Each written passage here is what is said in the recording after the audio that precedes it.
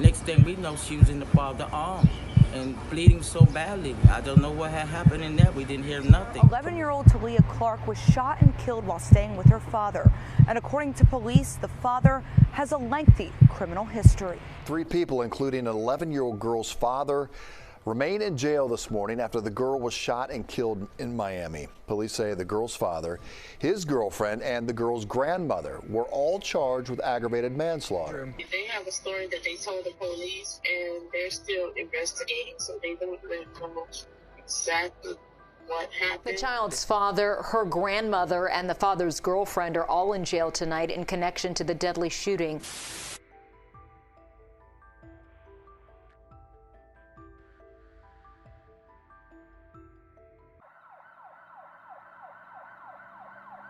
Around 12 p.m. on July 9th, Miami police responded to an apartment complex at 200 Northwest 17th Street, just south of Wynwood, for reports of a shooting. Upon arrival, they would locate an unresponsive young girl inside of a back bedroom.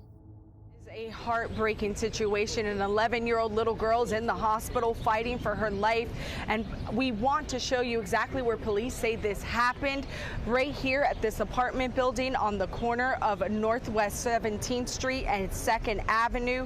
Now we want to go to video from earlier. This is video from Holtz Children's Hospital as a young girl was rushed to the hospital by family members. At the same time, CBS News Miami Chopper 4 was over the scene as police surrounded the apartment building. City of Miami police say the call came in at noon. So far through the investigation, police have identified that it happened inside an apartment at this apartment building. They say it was an isolated incident. That there's no shooters or individuals that would harm the community on the loose, that everybody is in custody in reference to the center, what we saw about what happened. I just ask everybody to please pray for this 11-year-old little girl that is in extremely critical condition. Now, we did ask the chief if this was an accidental shooting. Did someone in the apartment shoot the young girl? He said at this time he could not answer those questions as it's part of the ongoing investigation. Now, what he did say is that people were taken here on scene and at the hospital into custody for questioning.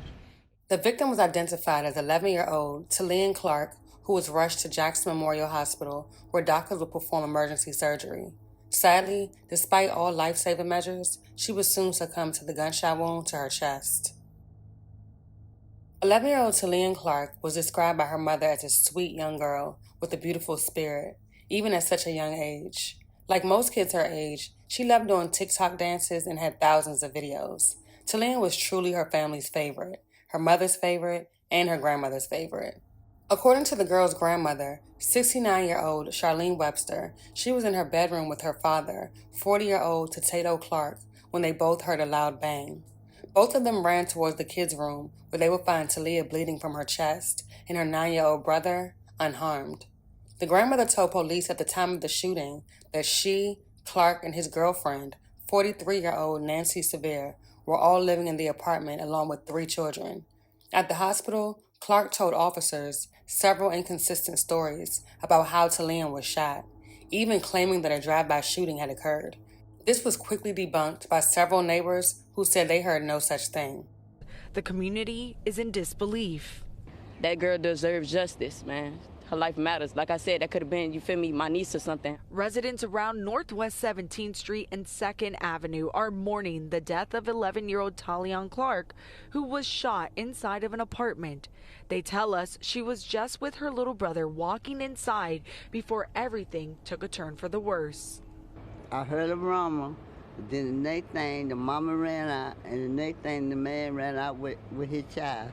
The next thing, the father come out with the child in his arms, bleeding. I don't know where she was bleeding from, but it was a lot of blood. That blood, according to police, was coming from a gunshot wound to the upper left side of her chest. They say her father put her in the car and took off. A look into Clarke's criminal history revealed that he had previously been convicted for 12 felonies. Around 7 p.m. that same day, roughly 7 hours after Taliyah had been shot, police executed a search warrant at the apartment. In the kids' bedroom, they found a single bullet casing on the floor near a dog cage. It was ultimately determined that Taliyah's own brother had in fact pulled the trigger. On top of the cage, they found a .40 caliber Glock wrapped inside a pink scarf and brown blanket. Clarke, Sevier, and Webster were all taken into custody. Taliyah's mother was left speechless. How could something like this happen? There were 3 adults inside of the home. Why was the weapon not properly secured? How did the gun even end up in the kid's room? So many unanswered questions. And to make things worse, all 3 adults claimed they had no idea there was even a gun inside the home. In their words, it may have been Taliyah or her 9-year-old brother who brought the weapon inside. She was a butterfly, beautiful, very inspiring. She just had like pure soul, such a sweetheart, sweet, sweet baby. When Chantrell Manning talks about her daughter, 11-year-old Taliyah Clarke, she remembers her as a loving, innocent child. She lights up the room. She just was like the all-around girl. It's just so sad that, you know, she's no longer here with us. Around noon on Tuesday, police received a call about a shooting at an apartment complex on Northwest 2nd Avenue and Northwest 17th Street in Overtown.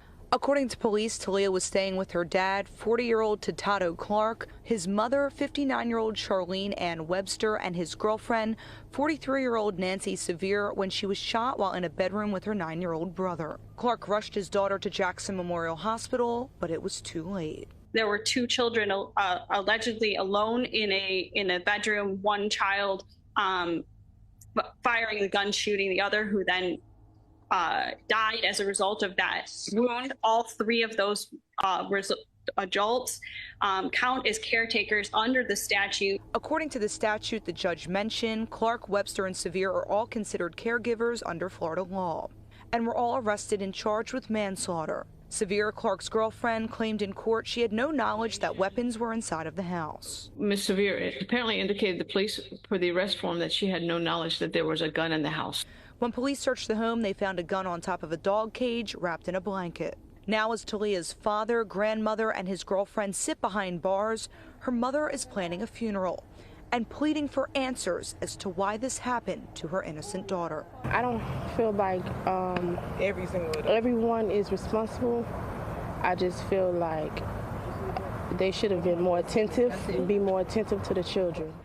Clarke, Sevier, and Webster have all been arrested and charged with manslaughter. When they appeared in bond court, the judge stated that they were all charged accordingly because they were considered to be the girl's caregiver under Florida statute. All 3 are being held without bond, and the case remains ongoing. The state argued that the 9-year-old brother was the shooter and that all 3 suspects were negligent. They were all residing at the time, and it is clear willful negligence to fail to protect a 9-year-old from getting access to a firearm, much less a loaded firearm. The defense fired back, saying that none of them knew that there was a gun inside the home. There's no information that's been brought to your honor with regard to how the gun entered into the home. We don't know if the 9-year-old brought it into the home, the 11-year-old brought it into the home. NBC6 saw the girl's mother leaving the hospital Wednesday, but she didn't speak with reporters.